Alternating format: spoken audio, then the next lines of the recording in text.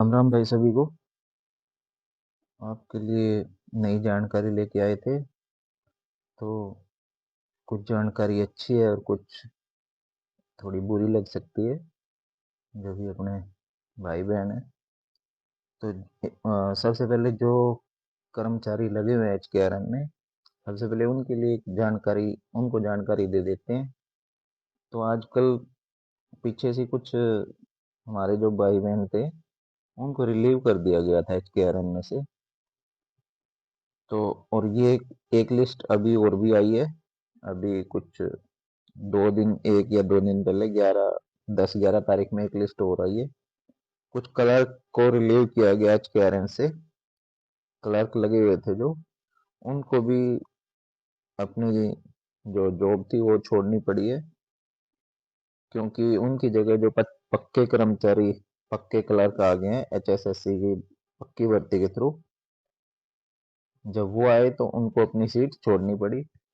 तो उसके बारे में जो एचकेआरएन के कुछ अपने भाई हैं जो, वो एजुकेशन मिनिस्टर से मिले थे जाके। तो उस बारे में कुछ बात कर लेते हैं कि क्या बात हुई। तो वहां पे जब जब मिले हैं, यूनियन के जो बंदे थे, एचकेआरएन की जो यूनियन बनी हुई है, उसके जो मेन बंदे थे, मेन आदमी थे, वो जब मिले हैं तो उसके बारे में बात कर लेते हैं। तो पहले पॉजिटिव बात करेंगे, फिर नेगेटिव की बात करते हैं। तो इसमें क्या बात हुई है, साथियों के एडजस्टमेंट के रिगार्डिंग आज यूनियन टीम एजुकेशन मिनिस्टर के बुलाए पर एजुकेशन मिनिस्टर से मिले और सर के कहने पर एडजस्टमेंट संबंधी मुद्दा सर के पीए को समझाया। तो जो भी लोग एजुकेशन मिनिस्टर से मिले थे, वो एजुकेशन मिनिस्टर ने क्या बोला उनको कि जो लोग मतलब जिनको अपनी नौकरी छोड़नी पड़ी एचकेआरएन से, उनके एडजस्टमेंट का ये मुद्दा था। तो उनकी एडजस्टमेंट के मुद्दे के बारे में उन लोगों ने, जो एजुकेशन मिनिस्टर का पीए था, उसको समझाया। और उनकी तरफ से जो डायरेक्टर थे दोनों, पीजीटी और टीजीटी, उनको भी बुलाया गया। डायरेक्टर ने क्या बताया, पीजीटी और टीजीटी के डायरेक्टर ने बताया कि वैकेंट पोस्ट, जो खाली पोस्ट है, सरप्लस पोस्ट जो एक फालतू हो रही है, और प्रभावित साथियों का डाटा आपके कहने के अनुसार एचकेआरएन को सेंड कर दिया।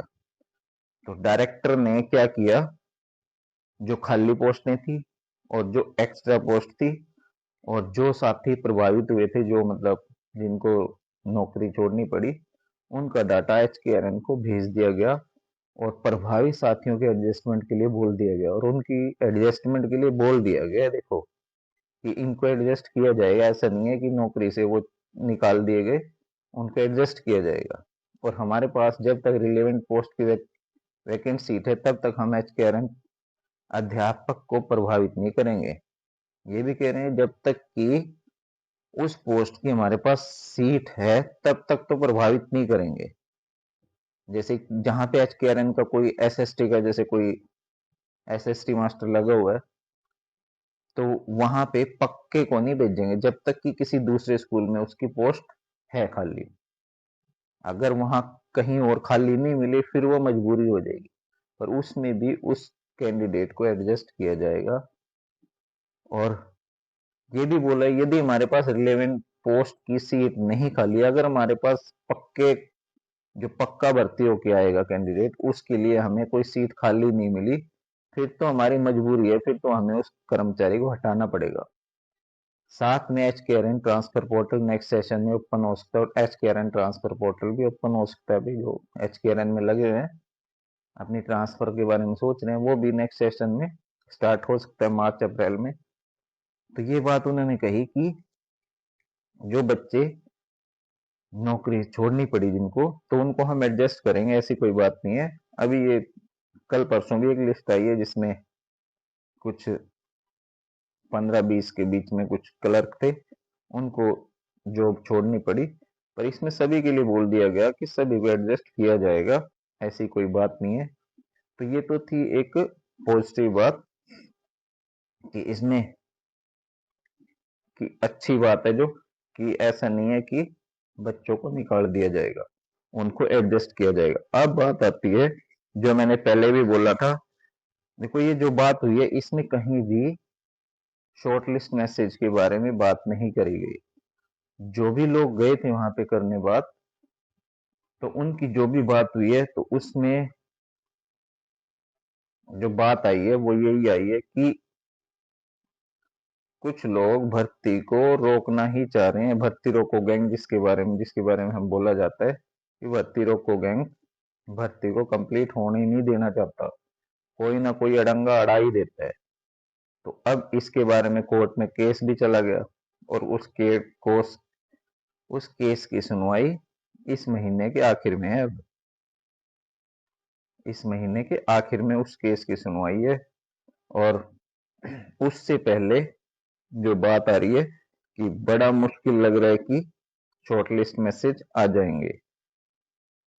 जो मैंने बताई थी बात वो बिल्कुल 101% सही थी। वो भी बात कहीं से बिल्कुल जो अपने विश्वसनीय सोर्सेज थे उनसे ही निकल के आई थी और ये भी बात विश्वसनीय सोर्सेज है जो अपने उनसे निकल के आई है। तो आगे वो जो शॉर्ट लिस्ट मैसेज है अब उसके बारे में ये बोला जा रहा है कि नेक्स्ट मंथ अगले महीने में आएंगे।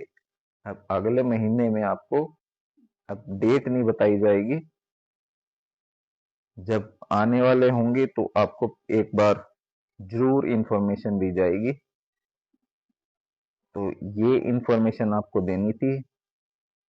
अभी जो वीडियो तो बनानी थी वो तो ये बनानी थी कितने नंबर में से शॉर्टलिस्ट होंगे, कैसे कैसे नंबर आएंगे, कैसे कैसे नंबर दिए जाएंगे, कितने पे नंबर शॉर्टलिस्ट हो सकती है, कितने पे किस सब्जेक्ट का टीचिंग में या नॉन टीचिंग में किस तरह से होंगे शॉर्टलिस्ट। पर क्योंकि मुद्दा ये इस टाइम इम्पोर्टेंट ज़्यादा लगा तो इसलिए तो अभी आपको ज़्यादा इसमें टेंशन लेने की भी जरूरत नहीं है कोई, क्योंकि शॉर्टलिस्ट तो होनी ही है। शॉर्टलिस्ट तो होनी आज नहीं होंगे तो 10 दिन बाद होंगे। अब कोर्ट केस तो आप ये देख लीजिए कि ग्रुप डी का जो रिजल्ट था कितने टाइम के बाद आया। ऐसे ही हो रहा था कि कल आएगा परसों आएगा, कल आएगा परसों आएगा, उसके बाद भी उसको कितना टाइम लग गया। तो ये भी शॉर्ट लिस्ट तो होंगे ही होंगे। तो जो भी जानकारी होगी आपको बता दी जाएगी, विद प्रूफ बताई जाएगी। तो आज के लिए बस इतनी जानकारी थी। नेक्स्ट टाइम आपको कोई नई जानकारी दी जाएगी। तो आज के लिए बस इतने ही। राम राम सभी को, धन्यवाद।